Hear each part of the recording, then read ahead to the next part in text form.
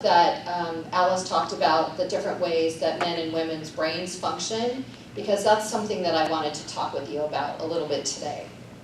But first I'd like to say that women have known for a long time that just memorizing facts isn't what makes you smart. It's also not what makes you a leader. Being a leader means empowering those around you to be their best and looking for ways to collaborate with people who have very different perspectives than you do. Also seeing obstacles as challenges and opportunities rather than as something just to be overcome. So an important part of what we're going to do today will be to focus on the development of our relationships, and more specifically on how those relationships support the leadership journey. Our ability to connect with people is really significant in how successful we are in whatever field we're in.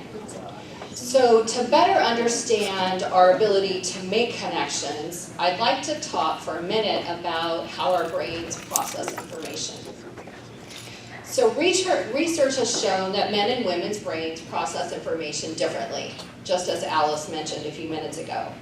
Those differences, however, don't mean that one way is better than the other, or that men or women are smarter. It's just a different way of processing. But here's why it's significant. So an article by Dr. Jeffrey Jantz in Psychology Today recently noted that male brains use 7 times more gray matter for activity, while female brains use nearly 10 times more white matter. So you're probably thinking to yourself, okay, what does that mean? Well, gray matter areas of the brain are localized. They are information and action processing centers in specific splotches in specific areas of the brain. And splotches is a technical term, just in case you're wondering. So this can translate into kind of a tunnel vision, but it can also help people compartmentalize. So it's very useful when intense focus is needed for a specific task. White matter is the networking grid that connects the brain's gray matter and other processing centers with one another. So this profound brain processing difference is probably one reason you may have noticed that women can quickly transition between tasks, and they tend to do that more quickly and more easily than men do. The gray-white matter difference also may explain why in adulthood, females tend to be great multitaskers, while men often excel in highly task-focused projects. That doesn't mean that that's true for all men or all women, but it's definitely something significant in terms of connection. So Harvard Medical School professor Dr. Nirav Shah, who studied cognitive processing, stated that it's not how well the brain works, these differences between men and women functioning. It just means that it's a different way of processing, that the brain activity happens in a different manner. I heard it described this way once, and this made the most sense to me. So men's brains, with their compartmentalizing of subjects, is sort of like a waffle. You know, the waffle with the little squares. So information tends to stay in one square or another while they're working on a task. Where women's brains are more like spaghetti. So it's all tangled, right? And it may look messy, but everything is connected. Everything is connected to everything else, and we can see relationships more easily because of that tangledness. So I like that. That description made the most sense to me, the difference between the waffle with the little squares and the tangled spaghetti. So that ability quickly translates, or you can see how it quickly translates in how we connect with each other, even if we're not in the same field. And women helping women is a really powerful force. I know you all know that. And one that helps us, regardless if you're the mentor or the mentee, we both benefit hugely from that type of relationship. So women leaders also share many things in common, regardless of their profession. For example, they often don't start their careers thinking that they're going to be leaders. They often don't allow setbacks or being told that they cannot do something define them. They understand that falling down is a necessary part of the climb up and that it always includes a lesson. And they also understand the importance of true collaboration and are continually focused on building relationships, regardless of how new their career is or how long they've been in their field. We often say in emergency management that your success is dependent upon the quality of your relationships. But I would say that that's true in every profession, and probably in life. That the quality of your relationships determines not only how successful you are, it might also have to do with your happiness. The quality of your relationships really defines your ability to connect with other people and to see how other people's perspectives can be helpful to you, regardless of how different they are than yours. So I'm reading this new book on leadership by Herminia Ibarra, and it's titled Act Like a Leader, Think Like a Leader. So Ibarra is an expert on professional development, and she's the founding director of the Leadership Transition Executive Education Program, that's a mouthful, at a place called INSEAD. INSEAD is a business executive school that's connected to the Sorbonne in Paris and the Wharton School of Business. And here's why I think what she has to say was really interesting and appropriate for what we're talking about today. So she challenges the old way of looking at leadership. So the old way, and many of the books that you've seen on leadership, focus on that you should be introspective, find your leadership style, worry about whether or not you're being authentic, playing on your strengths, and then downplaying your weaknesses, which is not necessarily a bad thing, but it can be very limiting. It will only take you so far. So Ibarra says that research on how adults learn shows that the logical sequence that we act, that acting after thinking is the way that you make change. She says that when we're talking about processes that lead to being leaders in our field, that we need to focus more on acting prior to long periods of introspection. She calls this the Outsite Principle, which is the core idea of her book. This Outsite Principle holds that the only way to really become a leader is to act first. Sounds a little crazy? But what she says is, it's important that we plunge ourselves into new projects, that we look for people who think differently than we do, and to experiment in new ways of doing things, in new ways of connecting, and in new ways of doing projects. That if we're stuck in the way that we've always done things, you might be a good manager, but you're not going to be a good leader. So it's those freshly challenging experiences and their outcomes that will then transform your way of doing things, and so those leadership actions then become second nature, just like all those things we've practiced and practiced and practiced throughout our lives. So it's incumbent on us to look at where can I get fresh experiences? Where can I connect with people that don't have the same opinions that I have? So really on the path to leadership, you need to be able to risk a little bit, to meet lots of new people, and to ask a lot of questions.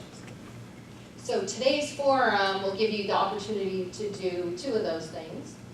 Meet people from lots of different fields. There are women leaders here from public safety, emergency management, transportation, education, and they all have a little bit different perspective about what it means to be a leader. So the two things you get to do today are meet those people and ask lots of questions and eliminating the part that has to do with risk. Okay, there's no risk here today. It's just about empowering you. So whether you're looking for ways to enrich the path that you're already on or to start something totally new, this is the opportunity to be matched with a mentor who can help guide you along the way. So the goals for today's forum are to empower you to explore opportunities that you may not have previously been aware of. or that you may not have known were even available to you. Also to help you explore how to overcome those male opinions that women only belong in roles in administration, not in leadership roles. We all know that's not true. To help you bridge the gap between male and female leaders in technology or emergency management or public safety or whatever the field is that you're in. Those strategies are going to be similar. To also introduce you to leadership circles, which are safe places where women can talk with each other, learn from each other, connect with a mentor in a safe space, and learn from each other. So I'm looking forward to meeting all of you and to hearing from your perspectives wherever you are in your career. We'll have some formal presentations here, but I would challenge you to say that your interaction with the people that are sitting at your table and in the room will provide you just as much benefit as hearing from the formal speakers up here. So thank you for being here. It's my privilege to be your facilitator.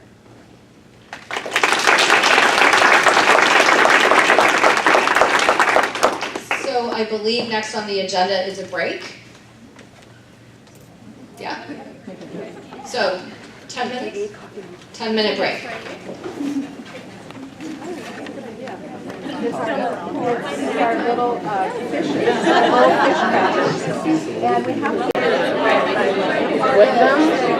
So they brought your tripod box, but then they also brought one of the light stand boxes. G primarily, raise your hand. Okay. Yay. All right, how about emergency management? Raise your hand. Okay. How about education? Nice. very good. How about city government? Okay, awesome. So who else? What other field did we not, that I not? College students. College students, there you go, college students.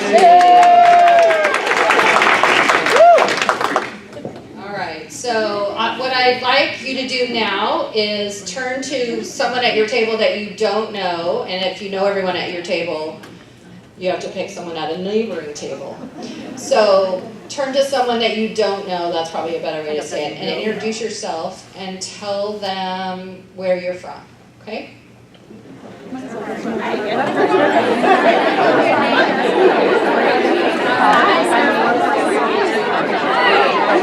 And you're the pretty yes, and I have thought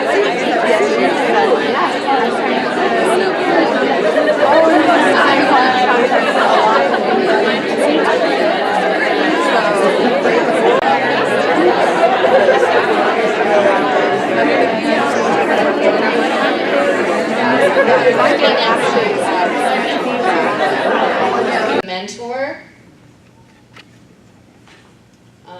in a particular field or Cybersecurity. in cybersecurity. Okay, great, thank you. Who else?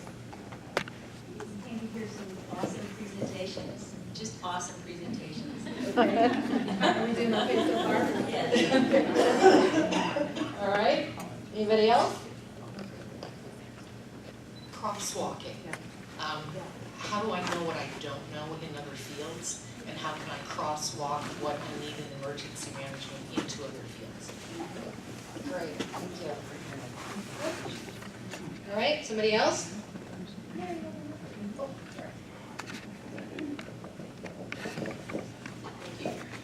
Any tips on working with teams with mixed tech and non-tech folks, and so they're speaking totally different languages and have different expectations, and how to make it clear on each side what the product and services you want to get. Good, excellent, thank you. Anybody else? Come on, you guys, you were super talkative a minute ago. Just meeting different people. When I saw women in IT, I thought it was going to be just like straight up IT people, and so it's nice to see the different emergency management people that, it's like you said, in my mind, there's like emergency management stuff was like, it's like a guy thing, and it's really wonderful to see how many hands went up when we talked about it, people who are in emergency management. We're taking over, right, ladies?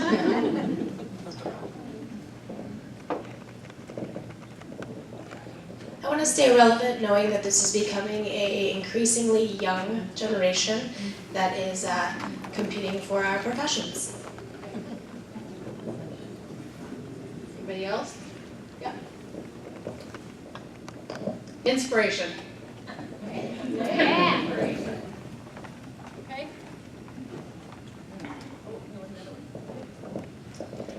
I gotta say, fighting gender bias, you know, whether online or in the office, etc. It's a thing. We're going to help you with that.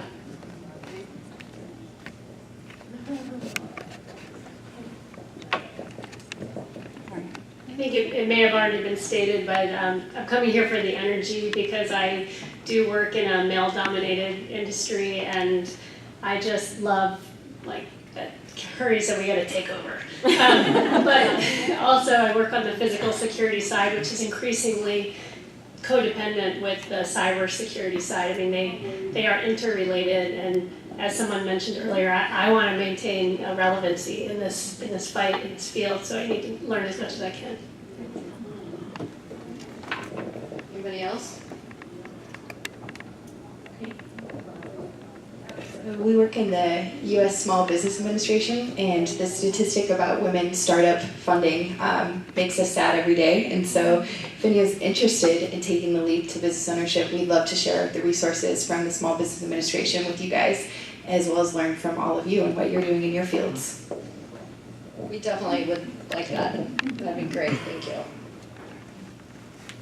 It's interesting talking about technology and speaking different languages. We have that same thing in emergency management. And of course, every profession likes its acronyms, right? The hack, shack, patty, whack, give a dog a bone, yeah. And everyone's like, oh, that's the secret language and you don't know it. So I have power and you don't. However, I read an interesting article recently about talking about technology. I don't know, a couple of years ago there was an article that said, oh, we actually, in technology, are looking for people who don't necessarily like to interact with others. They can just focus on technology, do their thing, and then they don't have to like people, right? And I kind of thought, wow, that's kind of weird. And then there was another article after that that said, no, that's actually not right, because if you're designing technology for people to use and you don't interact with others, doesn't play well with others, not going to work, right? It's kind of like the thing with like coffee's bad for you, now it's good for you. It's kind of that back and forth. I'm just teasing. But anyway, our ability to connect with others and to understand their perspectives is important regardless of your field.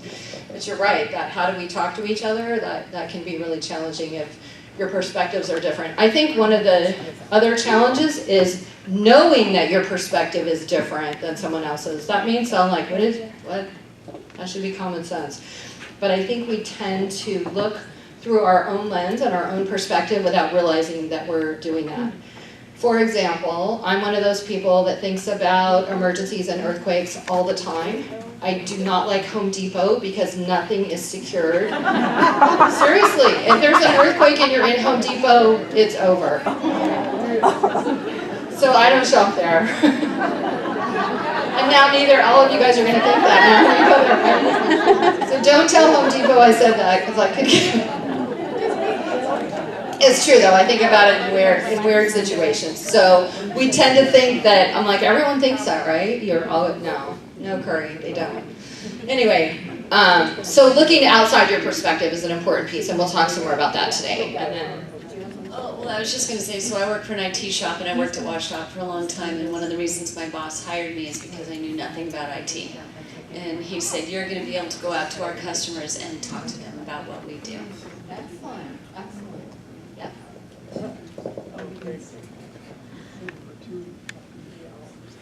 I also want to learn how to form allies with my male counterparts, and if it wasn't for my male allies sitting in that table, I would have not known about this day at all. Wow, awesome. Yeah, and so number one, and number two is also there is gender bias within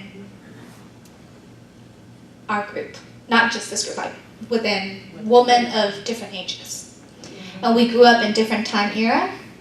And so, I think, what is it? I think Madeline Albright said that, hey, we gotta have a solidarity. It starts with us first. I totally agree. I think that there are a number of movements in society to keep women separated because we outnumber, right? But also this is a really powerful force. We have a lot to share. We're better able to do that kind of intertwining and connection.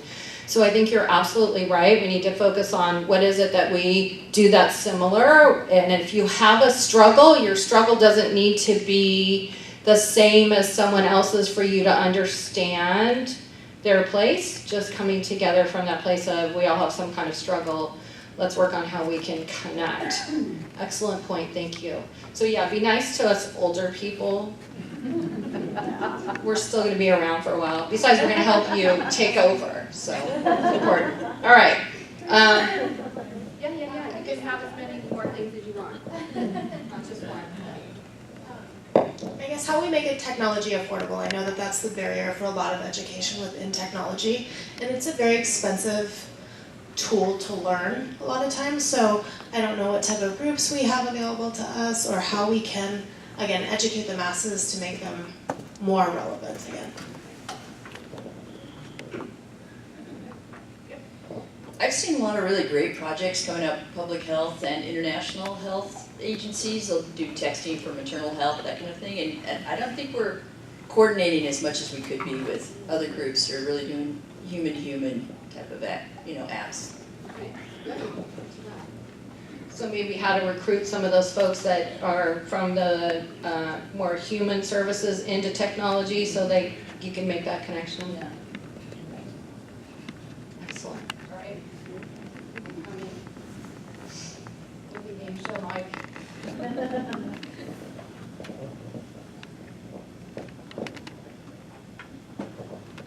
At first, the reason why I came here seemed irrelevant when I was hearing everybody's suggestions, but now I'm seeing that it really isn't not relevant. I don't think I said that right, but communication. I came to learn how to be a more effective communicator and effective listener in the world of technology.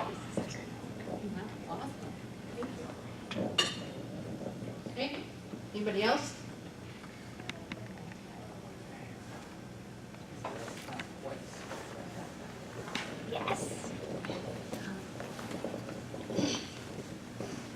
You know, a lot of women are going to technology, and then boys or women, men are saying that you don't have the head to go to technology and stuff.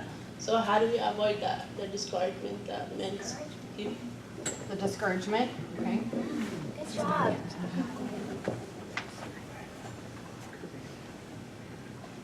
Expectations for the day or something you want to learn or something that you want to share with the rest of us that you think may not be common knowledge.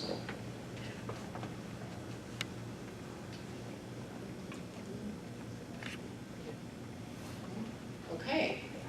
Yeah. I'm in the former education world, and I'm getting into technology, and I keep hearing how there is going to be like 1.8 million gap in jobs versus the need, and yet I keep reading about how so many high school students don't even know what cybersecurity is. I need to find out what I can do to help bridge that gap of even where to guide high school students. I don't even know how to do that. Excellent. Maybe you can help us do that.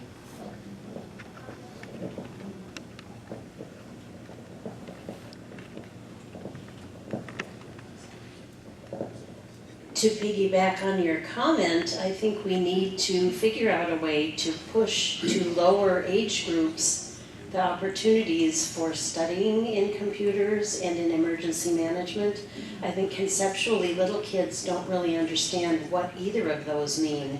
And anytime any of you are asked to come to a school to address children and talk about your work and the kinds of things that you did and how you got there, do it. It's so important. You are the role models. We need you.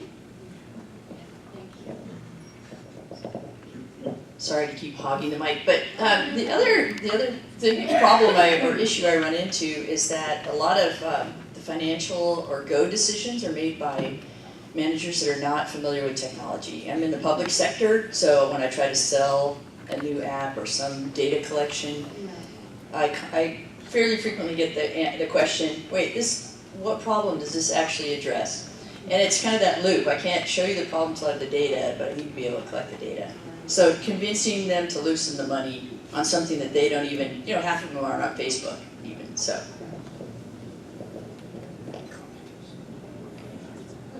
How to capture that, how to collect data in order to show that there isn't a problem that could be solved by technology. Is that? And invest in it. And then invest in it. Okay.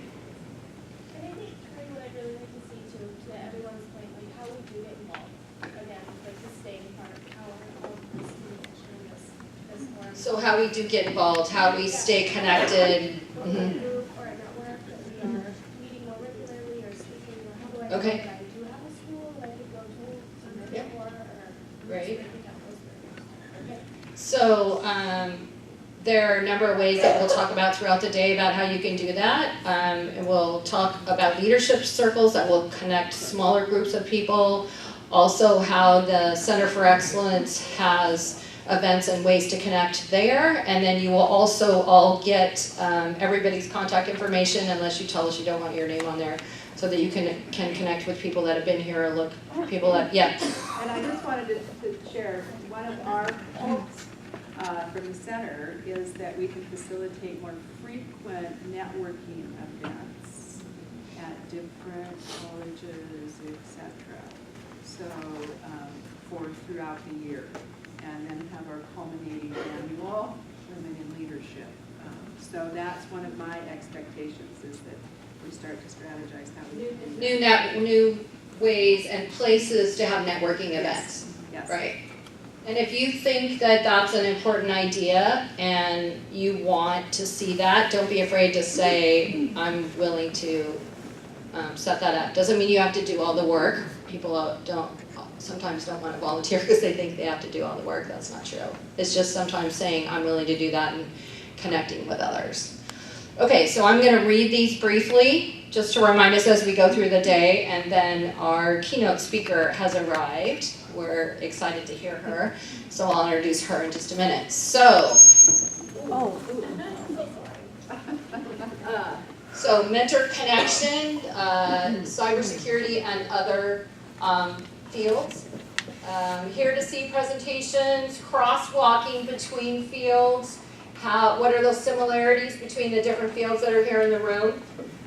Tips on working with different teams, meeting different people, IT, emergency management, education, students, helping to support our young professionals, getting some inspiration, help with fighting gender bias, attending for the energy and motivation, sharing resources, to learn how to form allies with our male counterparts, addressing gender bias within our own groups, or age bias maybe, learning how to make technology affordable and accessible, and the education in technology that's really expensive. How to recruit more human services people into technology, learning how to be more of an effective communicator and listener in the world of technology, learning to avoid male discouragement, how to avoid male discouragement or not be influenced by it or not feel that it has any validity. How's that? How to bridge the gap of evolving technology threats and upcoming generations. How do we get to those high school students and even lower than that? How to teach and empower women leaders to connect more with youth. Data collection to show that problems can be solved by technology. So before we go to break, I want to ask you a couple of questions tying in what you heard from Corinne and some of the things that we talked about in our expectations. So you heard Corinne say, and I have found in my own career to be true, that being underestimated is hugely in your favor. What does that mean? Tell me why that's true.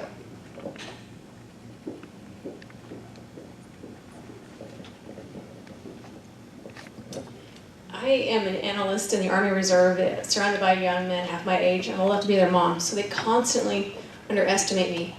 And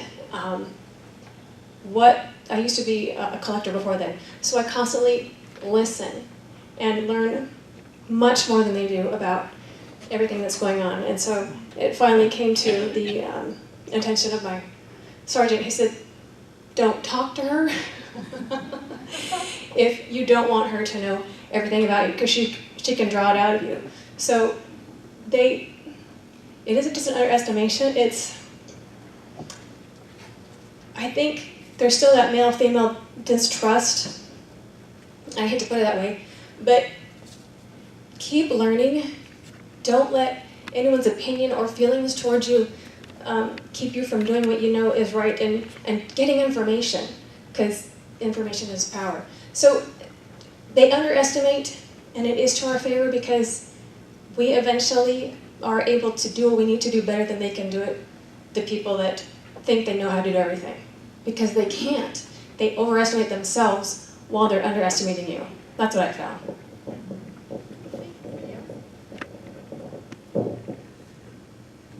I found that when people underestimate you, they give you a lot more information that works in your favor. So if you and I are competitors and we're both men, I'm not going to tell you something because I see you as a competitor, but I'll tell her because I think she's dumb. And then we'll get into a situation where she will have all the information. She'll have all the information, and you will be stunned, and I would be stunned. Right. So not being seen as a competition is definitely in your favor. So use that to your advantage. It also helps to listen more, as you were saying, to what people are saying, and oftentimes that's not the case with somebody who thinks they're already an expert. Okay, so what about looking for opportunities to ask your colleagues for their opinions? No? So your male or female counterparts, what do you think about this? How would you do this problem? Getting them to share those things.